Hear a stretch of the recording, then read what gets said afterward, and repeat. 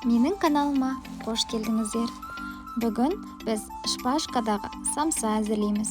Қажетті ингредиенттер мөлшері видеоның описаниясында бар. Алдымен електен өткізілген ұнға тұз, разрыхлитель, сары май және жылы су қосып, жұмсақ қамыр илейміз.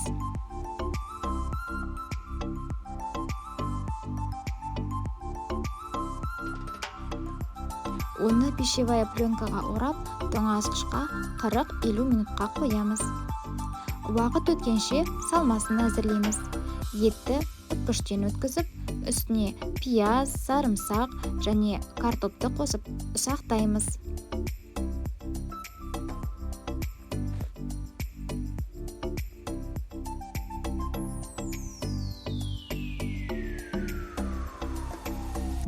Дәміне қарай тұз, бұрыш және сұйық май қосамыз да жақсылап араластырамыз.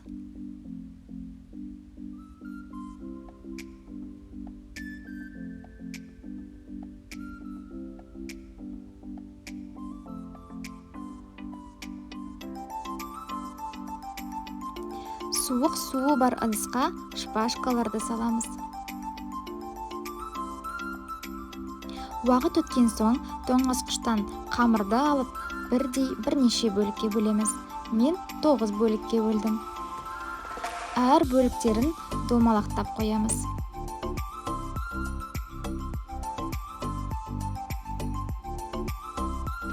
Қамырды видеода көрсетілгендей етіп, сопақша етіп жаямыз.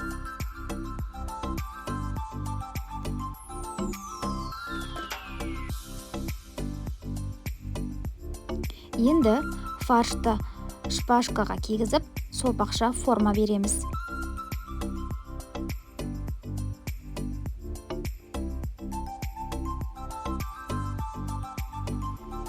Қамырдың шет-шеттерін видеода көрсетілгендей етіп тілеміз.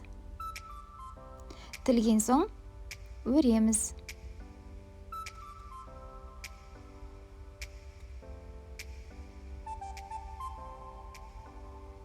Келесі самсаларды дәл осылай жасаймыз.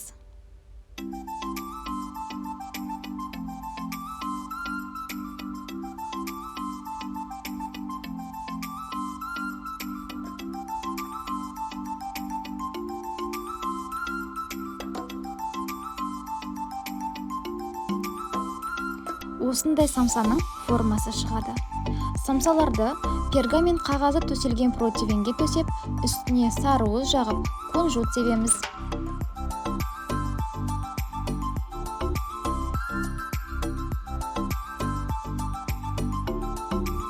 Оларды қызып тұрған пеште 180 градуста 30-35 минут пісіреміз.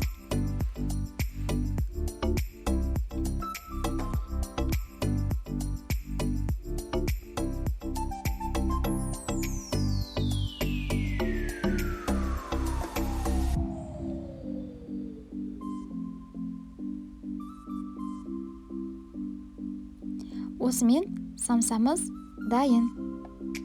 Астарыңыз дәмді болсын. Егер рецепт ұнаса, каналға тіркеліп, лайк басып, комментарий қалдырыңыздар. Келесі кездескенше.